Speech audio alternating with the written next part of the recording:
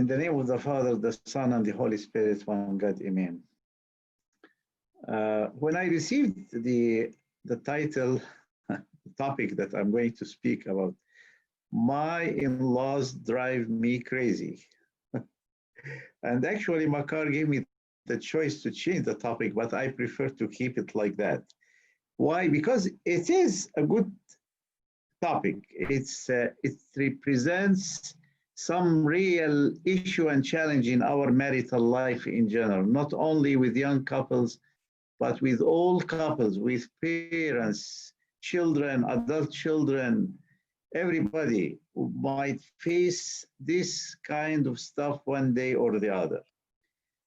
But for, I mean, to understand why, I mean, no one should or can drive you crazy actually unless you allow them to do that. This is the point in general. I mean, when someone just comes to me and tells me that he or she may have like low frustration tolerance, snapping, just blowing up, exploding in the face of anybody, losing temper, and they blame it on someone, I say, no, you can't blame being driven crazy on someone else, because God has granted us this self-control power, the power of self-control, that we have control over our actions.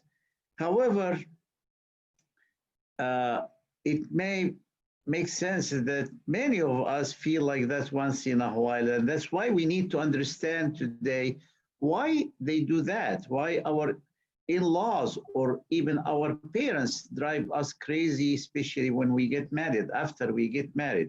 It's very important. The second question, do I allow that to happen? I think so. I think we allow that to happen for some specific reasons we're going to address this evening. And the third thing is how that impacts my marriage. And then lastly, how to stop it, how to stop that kind of behavior. Because especially when I have no control over my in-laws, I have no control over my parents.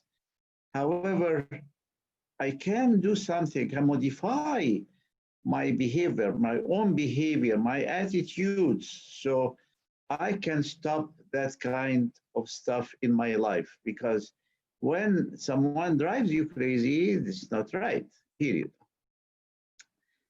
Let me start with this verse, because we need to revisit our own marriage, Therefore, a man shall leave his father and his mother and be joined to his wife, and the two shall become one flesh. That's Genesis 2:24. From the beginning, God said that. And that's exactly the same verse that we listen to during the gospel reading, during the wedding ceremony. And also the other stuff is that verse from Psalm 45, 10 and 11. Listen, O daughter, consider, incline your ear, forget your own people also and your father's house, so the king, etc., etc. So we are required when we get married to leave and to forget. However, that kind of tie, because it is in nature so strong, you're talking about leaving my parents or asking my spouse to leave her or his parents. And it's very hard. It is very hard. And we are also required to obey and honor them. On the other hand, children, obey your parents in the Lord, for this is right. Honor your father and your mother, which is the first commandment with promise, etc. And Ephesians 6:1-3, and here St. Paul is reflecting also or referring to the verse that came in the Ten Commandments. Obey your parents in the Lord. Honor your father and your mother. I actually underlined those three words, obey, honor, but in the Lord. Because when we say in the Lord, it means that the Lord has regulated my relationship with my parents and my in-laws after getting married. And that's something very important to learn this evening.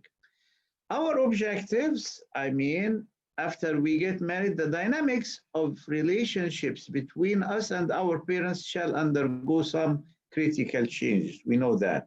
However, that doesn't and shouldn't mean that we stop honoring them according to God's commandments. Honor your father and your mother. So we should learn how to strike a balance between leave and honor. There should be something in between. When I say drive me crazy, it means that there is something wrong here, either on my side or on their side.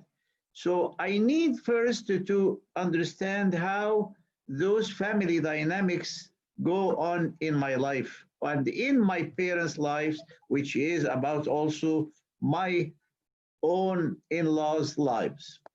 So there are some important questions now I'm going to start with. Some leading factors within my own marriage. Now I'm asking you to ask your spouse sitting beside you these questions. How do we resolve our conflicts together? When we differ, when we argue, when we fight, when we have some conflict, how do we resolve this conflict? I thought of 12 ways of resolving conflicts in marriage, okay? More or less. Number one, direct communication between me and my spouse. Is this good? This is great. This is the best thing that can help us resolve any conflict. Direct communication. However, sometimes we need to do some other stuff, like giving each other a break until we both calm down. Is that okay? Of course, this is okay. I don't have to resolve every conflict right now, right away. No, no, we have to understand sometimes that we have limitations. We have some factors that would delay us, and those factors require us just to sit back and calm down, and then after a while we can talk to each other. Sometimes it's hard. I heard recently a problem between two spouses when the husband would ask his wife just to wait a minute, just calm down, let us talk about it. I need a break. I need to cave away a little bit and have some peace of mind. However, the wife would not accept that easily because she is on the edge and she wants to resolve the conflict immediately. Sometimes this happens, and this can happen also the other way.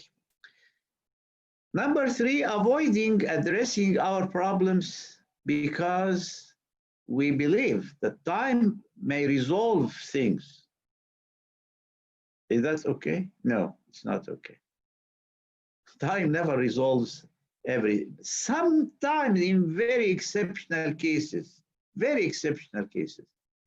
some problems, little problems, not serious problems, if we leave it behind, we may think and we may find it resolved on its own.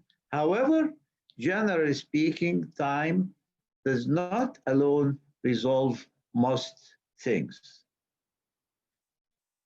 So, number four, asking the priest to intervene. I think many of us always think of that. When I have a problem with my spouse, I call Abuna, I will go for confession and sit with Abuna and ask Abuna, how can I do that? Which is not bad, but I mean, Abuna is not available 24/7. We need to grow up and learn how to resolve our own conflicts together. Number five, asking my spouse's parents to convince him or her to listen to me. Here's some stop sign. Stop, please. Red light. Red light. Why is this wrong? Why is this that never worked? Once you talk to your spouse's parents, your in-laws, about some conflict or serious issue between you and your wife, what would happen to those poor parents? I tell them, poor parents. You know why poor? Because once they learn that my son or my daughter may have some issues, some conflict, some serious thing between him or her and the other party, they will start develop what we call an anxiety. They start to feel always anxious. They start to worry a lot about their child or about the marriage of their child and the child's spouse. And this can complicate a lot of things. Once parents worry about their children or their children's marriage, this might never stop. Might never stop. So we always recommend never engage your parents or your in-laws in resolving a conflict between you and your spouse, period. It's not their job. The only time you tell your parents about a conflict is, I'm not going to say it. If you reach that ultimate thing, is called divorce. Yeah, just God forbid. But I mean, otherwise, it's none of their business. They did the job and you got married. And you seek counsel or advice or solution by any other means. Never. Ask your spouse's parents or your own parents about these conflicts. Number six, taking a break and staying with my own parents away from each other. It's the same thing. Number seven, moving out to live permanently with my parents. These are things that we do sometimes thinking that this can happen, this can help, never helps. Actually, it will raise the anxiety, raise the level of worrying about you, about your marriage, and that's how your parents may start to act in a way. Later on, you may feel it like driving you crazy. Number eight, asking a mediator like a friend for help. I'm not sure friends can help in every case. No, sometimes it's very risky. And number nine, seeking professional counseling, which is okay, absolutely, whether from the priest or from a professional counselor, marriage counselor. And number 10, calling 911 or child protection services. And number 11 and 12, seeing a lawyer for legal advice or filing for separation or even divorce. I think these are the 12 alternatives of resolving marital conflicts. Okay, so be aware of that. Surprises after marriage. Now we're getting a little bit into dynamics. Why your parents, your in-laws may be driving you crazy. You know, what's wrong? What is the relationship between my in-laws and my spouse? I'm talking about my in-laws, the parents of my spouse. After you get married, you may start to find out some surprises. What if, and a smile, or what if and a frown? What if? What might happen if parents in laws stay close to us after we got married? Too close. Or when we found ourselves too close to them or feel inseparable from them. These are challenges. When I say my parents or my in-laws are staying too close, I don't mean too close physically. I'm saying too close emotionally. Or when I find myself too close emotionally to my parents or to my in-laws, or I feel inseparable, I can't separate, I can't leave, I can't say goodbye, I can't forget. What's behind that? It happens if you find out, like, you lady got married to a mama's boy, and your husband feels more secure when he goes to visit his mom and she would pat on his shoulder all the time, or cook him molokhia that you don't know how to cook. And the opposite can happen. Getting married to a 100% daddy's girl, you can't compete with daddy's girl. You cannot. So be careful. So how does that happen? How does this strong relationship between your in-laws and your spouse, how does it start? It can happen to you. I'm not talking about the one who is sitting next to you now. Just take this personally, please, so that you can understand it. How does that happen? A word of, you have to talk a little bit about some family dynamics. I love to talk about family dynamics because it makes me understand how I was raised, what was the relationship between me and my dad and my mom when I was young, when I'm older, when I get married, when I have children myself, etc., etc.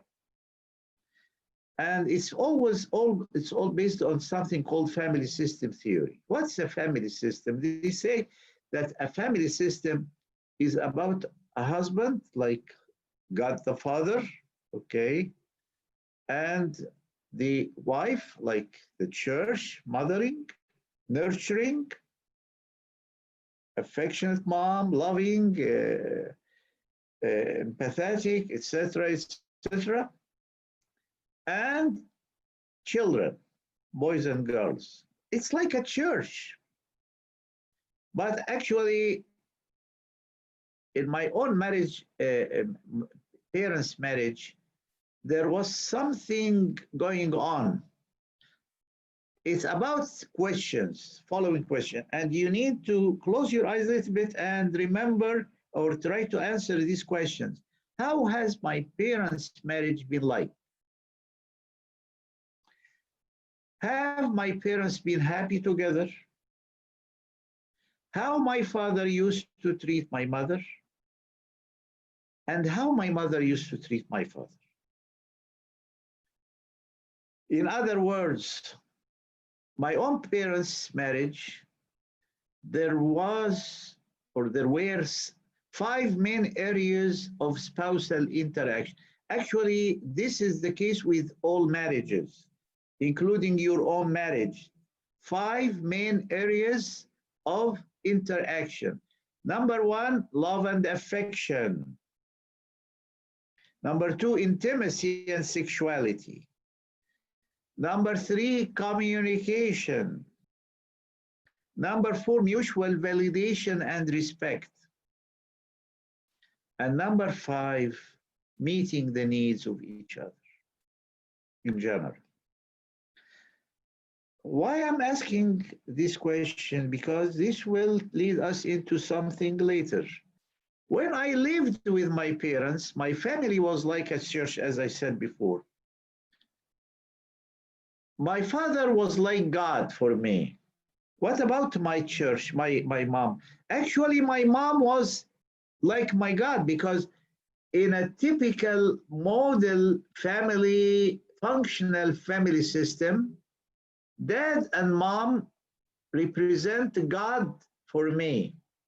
Even if I say that dad is a symbol of the Heavenly Father and mom is symbol of the Heavenly Mother, but in other words, the two combined together, united together, give me the idea, the first idea of who is God later on.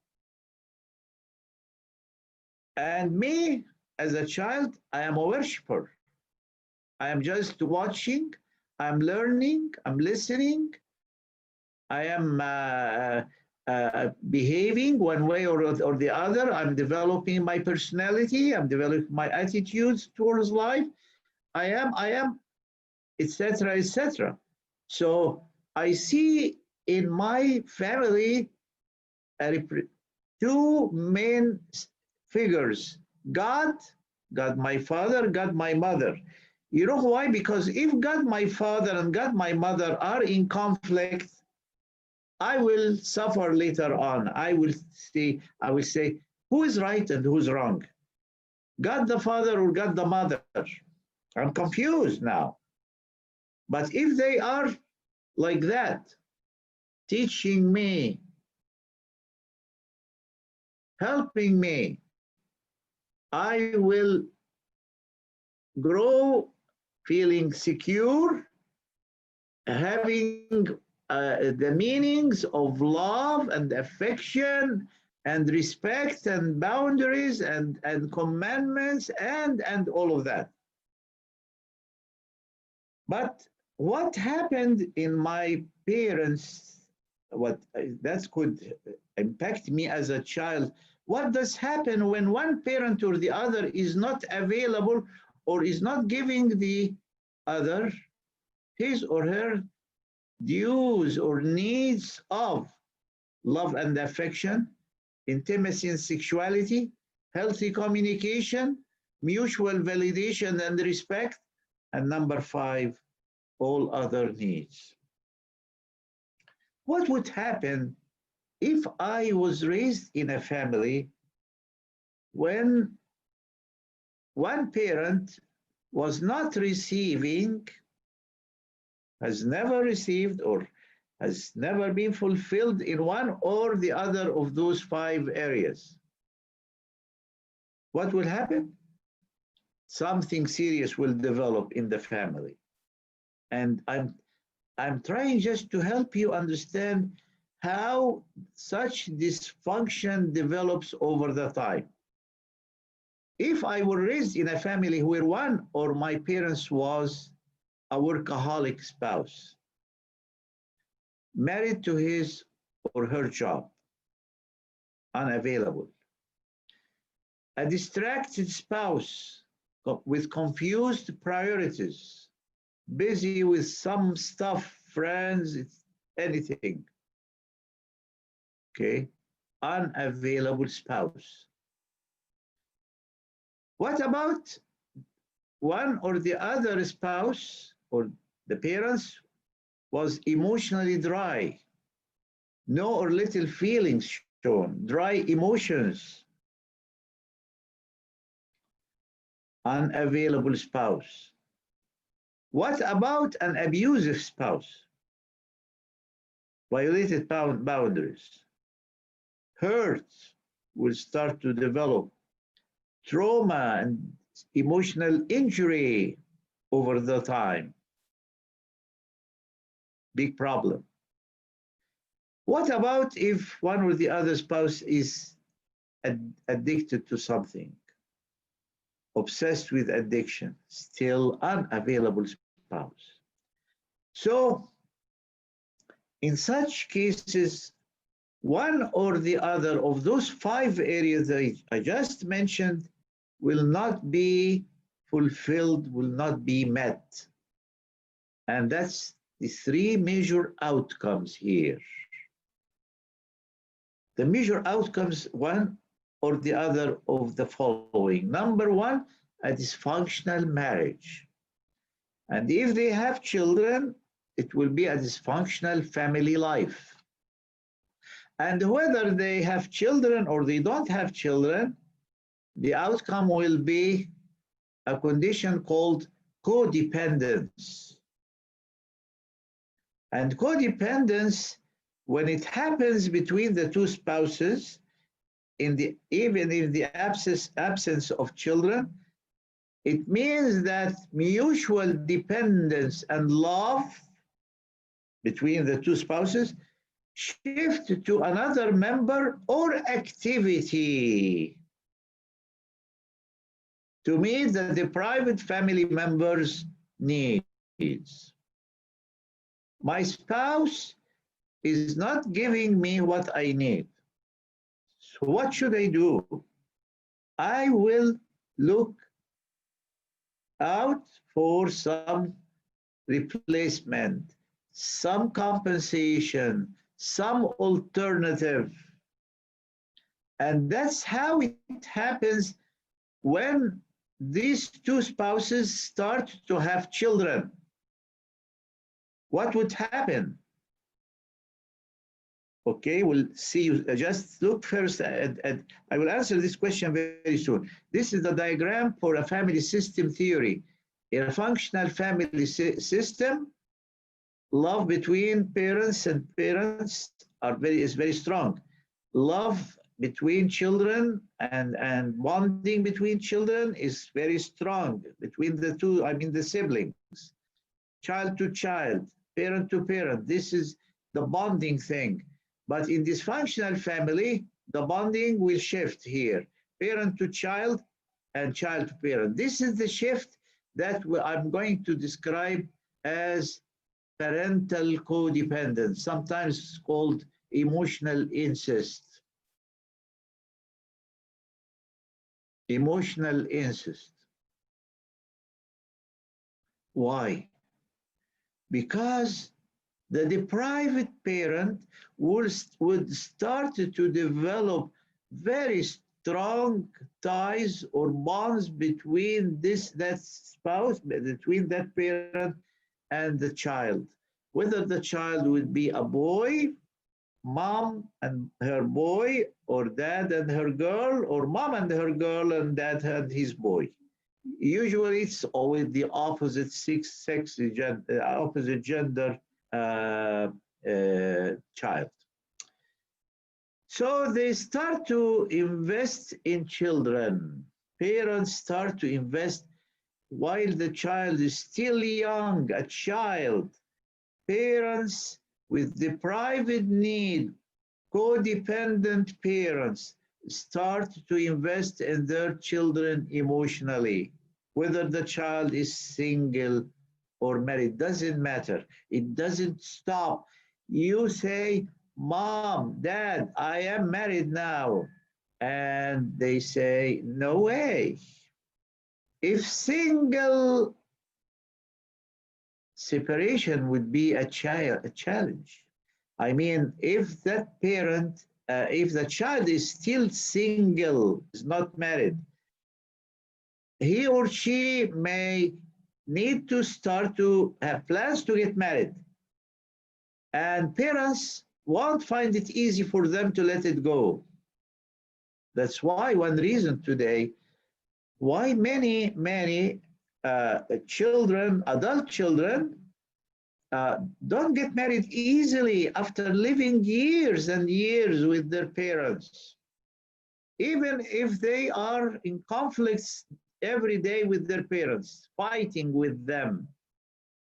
You hear those stories all the time.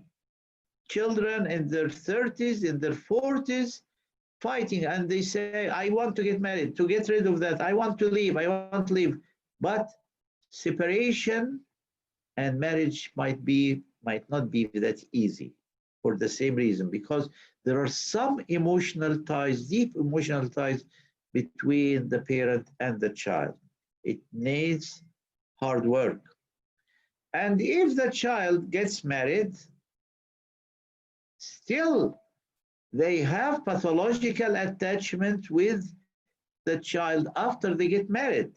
So you poor spouse, you find your other spouse is so attached to parents, or their parents are attached to your spouse. Gentlemen, you see how your wife is attached to her father or her parents, or her parents are attached to her.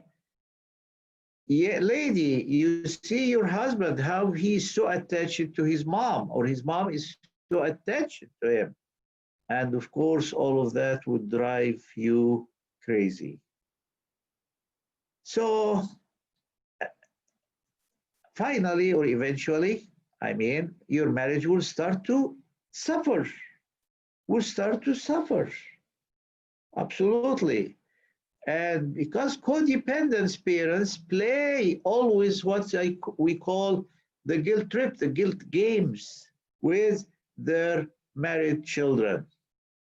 They always try to make you feel guilty subconsciously. I'm not saying they do that intentionally, of course not, but because they have demands, they have needs, and you are so busy now with your new family, they try to ask you for favors for doing something to get out of your way and to help them. So they end up making you feel guilty. You know, feeling guilty is probably the worst aspect of all that stuff, you know, because the role of guilt would make you feel like you want to please your parents or in laws all the time. In parental codependency, pleasing my parents in law, you say, I try to be who they want me to be. Or you say, I'm afraid to rock the boat. Or you may say, I avoid speaking my own mind. Very common stereotypes. Or you say, I find it easier to go along with what they want or with their opinion, regardless. Or you may say, it is hard for me to express my feelings, even when they are different from mine or from theirs. Just look into that. And you find yourself or yourselves doing that all the time to avoid problems. And then you suffer. You suffer, or your marriage suffers because you you don't go with priorities. And these are the priorities. The big puzzle after marriage, that priorities would change. It might be confusing a little bit. That's why confusing is, you can see it in many, many colors. Who comes first? My parents or my in-laws, or my own spouse, or my other family members, my brothers, sisters, my other in-laws, or my children. You need to organize these priorities. And you need to set them and keep them intact, period. So sometimes you will need to be more assertive in saying, I am sorry, I can't go, I can't come. The circumstances, my job, my children, our time, I am sorry, we'll do it other time without feeling guilty. Because when you feel guilty, you are weak. You become assertive in the truth according to God's commandments. You obey them, you honor them in the Lord. Troubles after marriage. Two commandments in conflict now. Honor versus leave. I need to honor them. How can I do that to them when I'm asked to honor them. I have five questions here, very important questions. Why I'm required to always honor my parents and parents-in-law? You know why? Because the time will come when we are in their shoes, in their situation, and will need our children to take care of us. Unless we take care of them right now, no one will take care of us when we need someone to take care of us. Okay? And I will tell you some situations like that. How can I honor them after marriage? And how can I honor them when he or she is a demanding parent? And number four, what should I do if a conflict of interest develops? Is it immoral to consider some other means to help them under some conditions? Of course, because you cannot sacrifice or compromise your own family to honor your parents. You cannot. Your children are dependent children. Your spouse is a dependent spouse because both of you depend on each other. You are a unit, a family. So you need to know or to learn how to play the game the right way. In some common demands, for example, they are now too old. Yeah, just imagine that you are as old as they are now. And they may get older and older. They have serious health issues. Yes, they need someone to get them the medicines, take them to the hospital or to the doctor or whatever, especially when they need financial assistance. I mean, no enough income for them now. These are demands, legitimate demands, of course. They don't drive. How can they move from one place to the other? Yeah, thank God for Uber and Lyft. They don't speak English. I mean, there are uh, restrictions, some factors that, limitations to limit their capabilities. They are not as young as before. But what about if they are bored or feel lonely and you are the entertainer?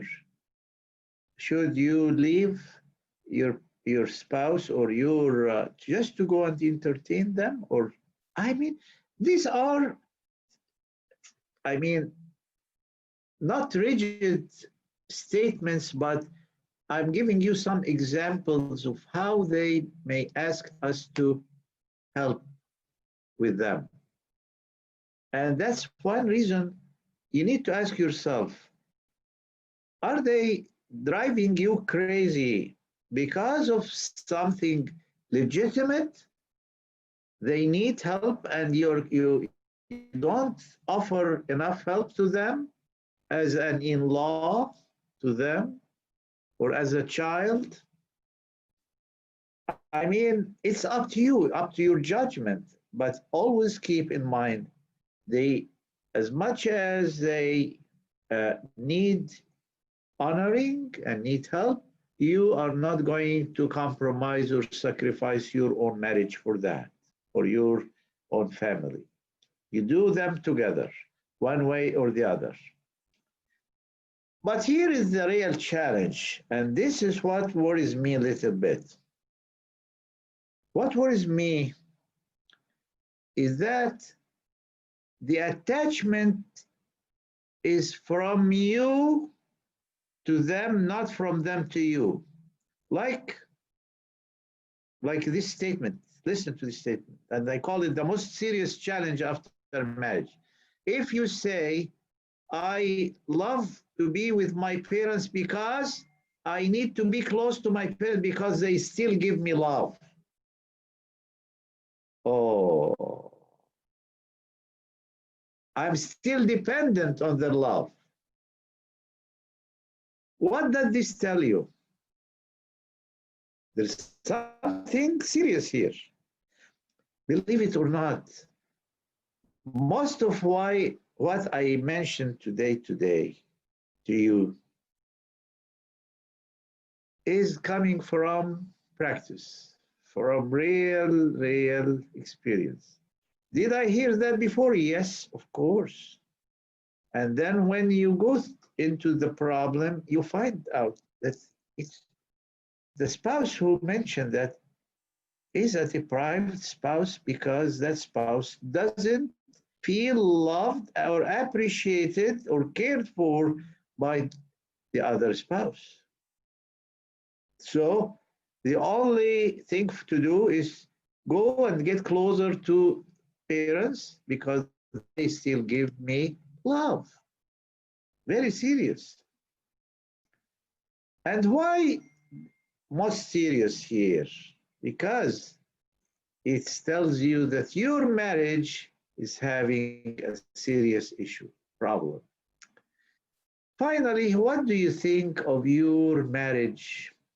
I have like a questionnaire here, and please check all what may apply.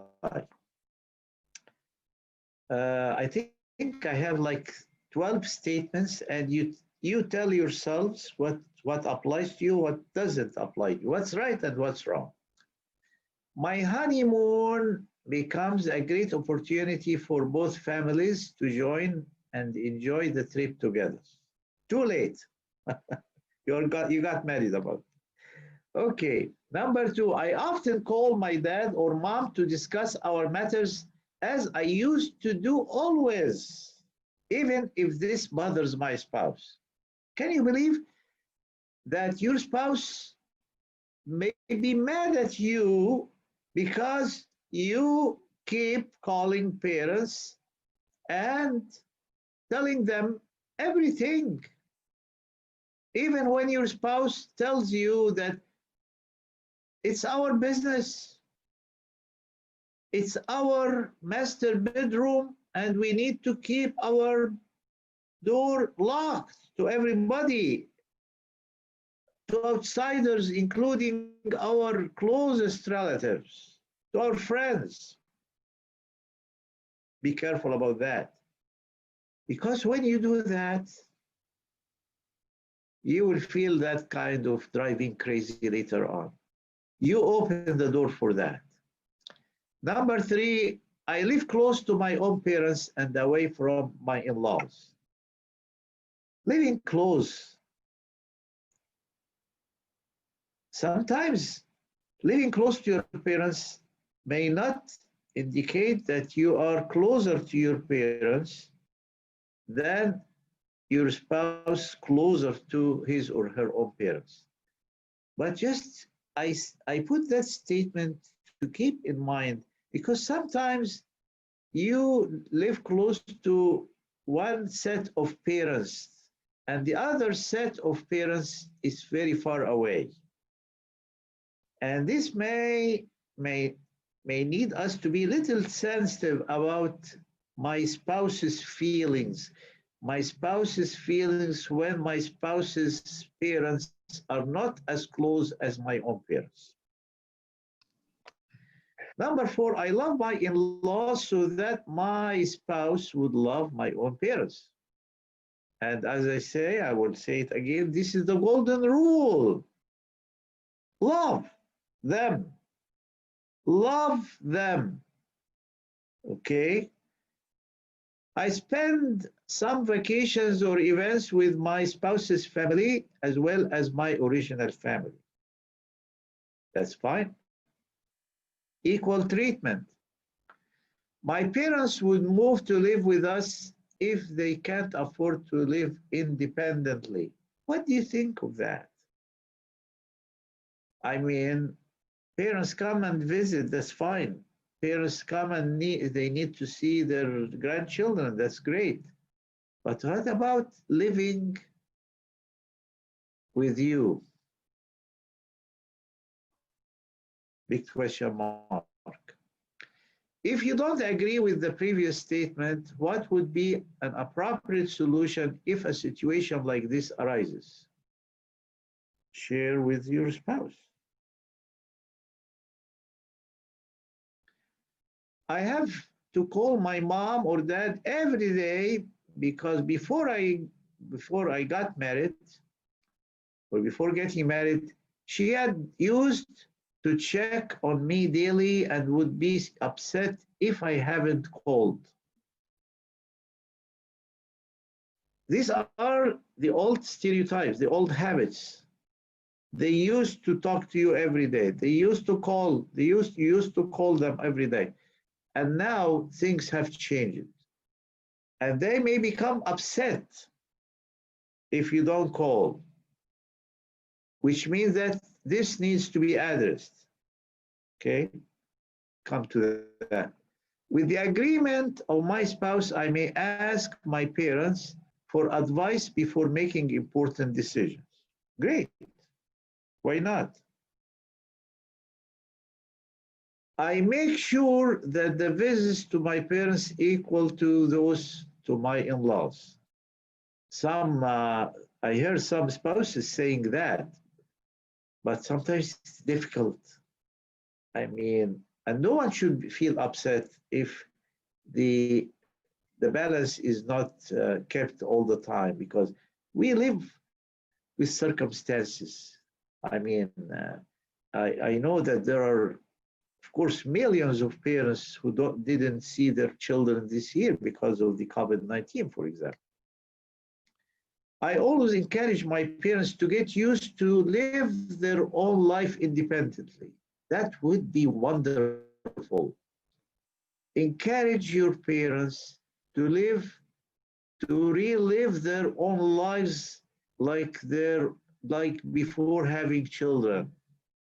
The best years of their life when their children are grown ups, now married, left home, independent, and you, my parents,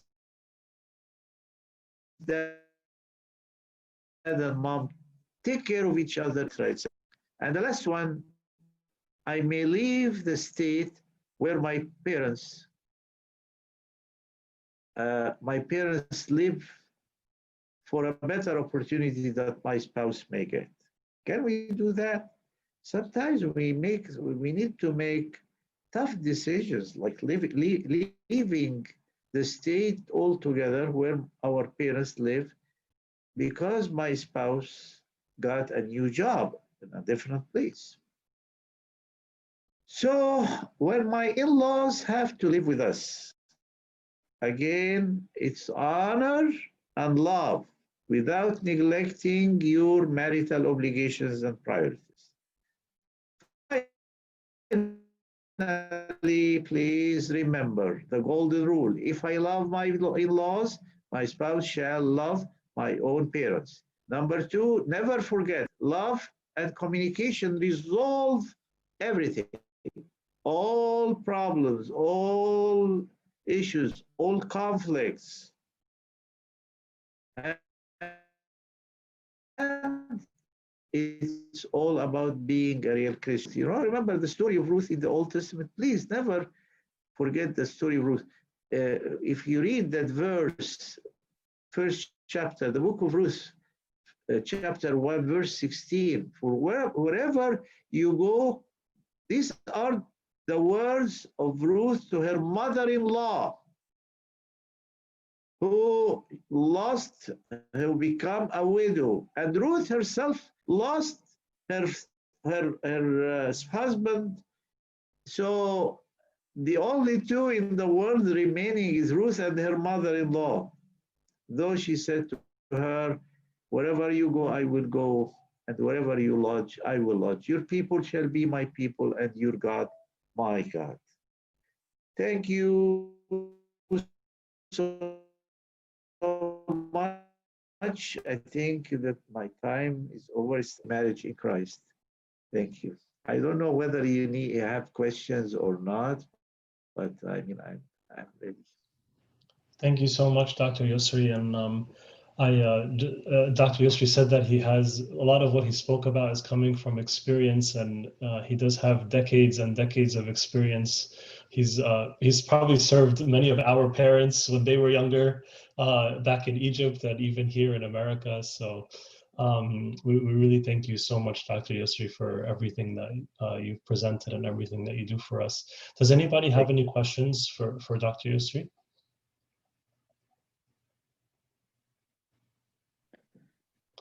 You can talk about another couple's in-laws. You don't have to talk about your own. So.